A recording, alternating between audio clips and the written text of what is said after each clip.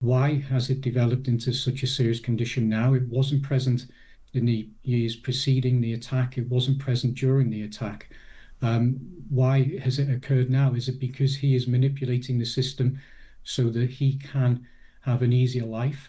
Is he doing it so he can haunt the families at every anniversary? We need to know more information. Let's turn to a really important story. The families of those wee girls murdered by the Southport killer Axel Rudakabana in 2024 are understood to be deeply upset at his transfer from prison to a psychiatric hospital. The victims' families were given 48 hours notice before he was moved from Belmarsh, which is one of the UK's highest security prisons, to Broadmoor Psychiatric Hospital in Berkshire. The Ministry of Justice approved the transfer, saying he could not be managed in the prison environment. Well, let's now speak with Chris Walker. Chris is Director of Serious Injury Law at Bond Turner Solicitors, and they represent the three bereaved families. Chris, welcome to the show. Thanks very much for joining us. Good afternoon. Now, this is an incredibly distressing development for the families. How are they feeling? What's their reaction to this news? It's devastating, in all honesty. We're approaching the second anniversary of the tragedy, the atrocity, and it seems year on year, every time there's a new anniversary, he's in the press again, and everybody should be considering the lives of those three beautiful children who were lost. It really concerns me that this appears to be a repeating pattern, and I wonder for how long this is going to go on. I hope it's going to be an annual event, because it would just be incredibly traumatic. And you have accused Rudakabana of manipulating the system. Just explain to us in more detail what you mean by that. Well, we've had very little detail from the Director of Public Protection as to why this transfer has been made.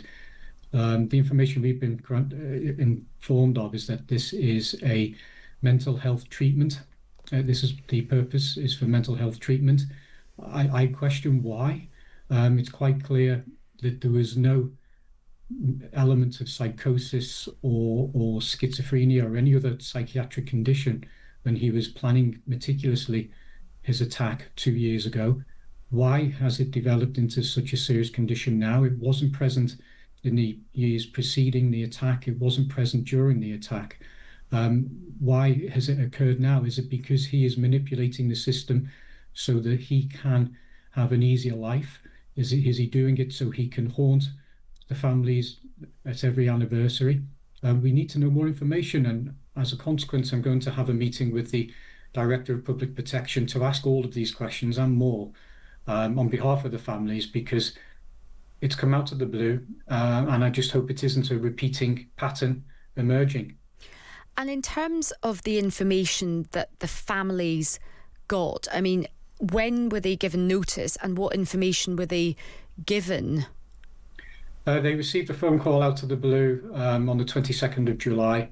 We received a letter thereafter, some time after, to say that he can't be treated at the prison, the high security prison, and for treatment reasons, including the threat to presumably prison officers and other inmates, he's been moved to a psychiatric hospital. That is pretty much all of it. In all honesty, we haven't had any more information, and so it's vital that we understand in more detail why this has occurred. Is it a single episode? Is it a repeating pattern which has led to this? Or frankly, is he manipulating the system? And what's your message to the new Prime Minister, Andy Burnham, and indeed to the new Justice Secretary, Alex Norris? At this stage, we have to digest what has occurred. We don't know the ins and outs of why it has occurred. We will gather that information. But ultimately, there are a number of issues which we have with the government at present. Now is not the appropriate time to divulge them, but it may be so in the next couple of weeks. So we will be speaking more so on that point if things don't resolve themselves very shortly. And in terms of when you've dealt with cases like this before, if the Ministry of Justice approves a transfer from a prison environment to a psychiatric unit, is it possible, or do you know of past precedent where families have appealed and that decision has been revoked or overturned, and the person has gone back into a prison environment? At the moment, it's fresh news. We're having to analyse all the legal angles. We don't really understand why he has been moved. So predominantly, we have to establish why he's been moved. We understand that there's an independent mental health assessment, as I understand it, the law as it presently is, means that the minister in charge, the Secretary of State, their hands are pretty much tied. We need to understand why it has occurred. Once we understand that, is the move appropriate in the circumstances, or should things be changed? Should there be a right of appeal? He should be serving his prison sentence in the most inhumane conditions possible. He shouldn't be terrorizing the families from the hospital, wherever he is. We have to prevent this. We have to protect them. These families are traumatized.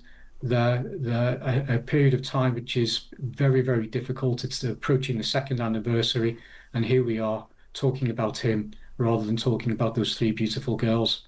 Yeah, I mean, as you say, you can't really imagine what the family's going through to have gone through such a harrowing incident and then to not be able to carry on because this person, this perpetrator, is still, in your words, sort of manipulating the system. If you find out, and again, this is just conjecture, I realise this, but if you find out that it is because he is too dangerous for the prison officers and he is attacking the prison officers, and that there is a genuine threat against them, what do you think the solution should be? Sort of more security around him, but he stays in Belmarsh? What are the options at that point? Well, I can't think of an alternative. If the alternative is hospital, then I don't think that is going to be the solution to him as a threat to others. If anything, it may give him greater license to do what he wants to do.